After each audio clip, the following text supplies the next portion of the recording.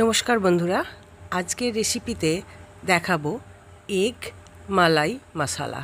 তার জন্য আমি 4খানা ডিম সিদ্ধ করে নিয়েছি এবং 3খানা ডিমের অংশকে আমি কেটে নিয়েছি, আর পরে একটা কাজের জন্য রেখে দিচ্ছি। কী কাজ অবশ্যই আপনাকে দেখাবো। এরপর একটা মশলা তৈরি করে নেব। বেশ 3-4টে কাঁচা লঙ্কা, একটু সাদা সর্ষে, একটু কালো সর্ষে এবং একটু পোস্ত, সবগুলোকে ভালো করে পেস্ট করে নেব।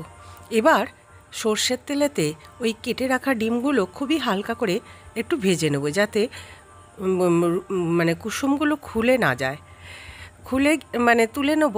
ভেজে তুলে নেবার পর ওই তেলেতেই দিয়ে দেবো পেঁয়াজ, গোটা রসুন, কাজু বাদাম সব কিছু দিয়ে একটু লাল লাল করে ভেজে নেব। আর দিয়ে দেবো একটু আদা কুচি, কিন্তু আমার যেহেতু আদার পেস্ট ছিল সেই জন্য আদাটা আমি ভালো করে ওর সঙ্গে ভেজে নিয়েছি। এবার এগুলোকেও আমি ভালো করে মিক্সিতে বেটে নেব। এবার তার সাথে দিয়ে দেবো সেই ডিমটি আর একটু টক দই।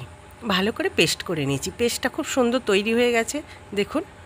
এবার এই পেস্টটায় দিয়ে দেব পরিমাণ মতো নুন আর একটু চিনি আর সর্ষের তেল।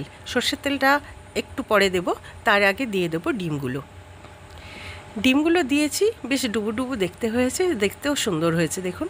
এরপর ওপরে সর্ষের তেলটা ভালো করে ছড়িয়ে দেবো। একটু বেশি পরিমাণে সর্ষের তেল দিতে হবে। এরপর একটি কড়াতে জল দিয়ে একটা বসিয়ে দিয়ে তার উপর একটা টিফিন কৌটো করে এটা বসিয়ে দেব ঢাকনা দিয়ে।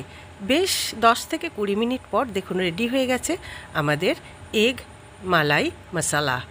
এটি রুটি, পরোটা বা ভাতের সঙ্গে ভালো খেয়ে দেখবেন, আর অবশ্যই করে দেখবেন, আর আমাকে কমেন্ট করে জানাবেন আপনাদেরটা কেমন হয়েছে। চলুন, আজকের মতো শুভরাত্রি।